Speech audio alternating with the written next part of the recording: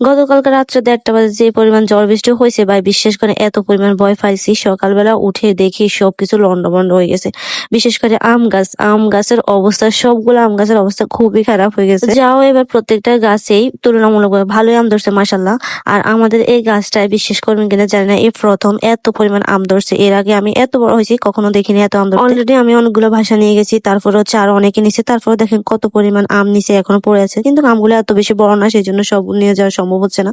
তারপর হচ্ছে এখন আম ছোট, এত আম নিয়ে কি করবো না করবো বুঝতেছি না। এত বড় হয়েছি আমি, তারপর আমি কখনো দেখিনি এই গাছটায় এত আম ধরতে। কেন জানি না এবার এত পরিমাণ আম ধরছে, এত পরিমাণ আম ধরছে মাশাআল্লাহ। কিন্তু ভাগ্য ছিল না সবার, কেউ খেতে পারেনি। যাই হোক ঢালটা যেটাতে বেশি ধরছে ওইটা ভেঙে পড়ে গেছে। আমগুলো যেহেতু ছোট, আমারও আনার কোনো ইচ্ছে ছিল না, কিন্তু দেখে খুব আফসোস লাগতেছে আর কেমন জানি না ভালো খারাপ লাগতেছে। তো সেজন্য আমি যেটা বড় বড় দেখে কয়েকটা নিয়ে আসছি, এই যে এগুলো। এখন চিন্তা করতেছি এগুলা দিয়ে কি করবো না করবো বুঝতেছি না। শুধুমাত্র যে আমাদের ডাল ভাঙছে তা না, অনেকের ডাল ভাঙছে, এত বড় একটা ডাল পড়ে গেছে। তো আমাকে একটা বুদ্ধি দেন, এই আমগুলা দিয়ে আসলে কি করা যাবে? যেহেতু ছোট আম, আচার দিলে কালা হয়ে যাবে, আমসি দিলে কালা হয়ে যাবে, এছাড়া আর কি দেওয়া যায় একটু বলেন প্লিজ। আর কেমনে কেমনে জানি এদিকে মিলে গেছে, ওরা দুই ভাই বোন খাইতেছে আর আমরাও দুই ভাই বোন খাইতেছি, কেমনে কেমনে জানি মিলে গেছে। যাই হোক এখন আচ্ছা, আমার মাথায় একটাই টেনশন, আমগুলা দিয়ে আমি কি করবো না করবো এটাই বুঝতেছি না এখন পর্যন্ত।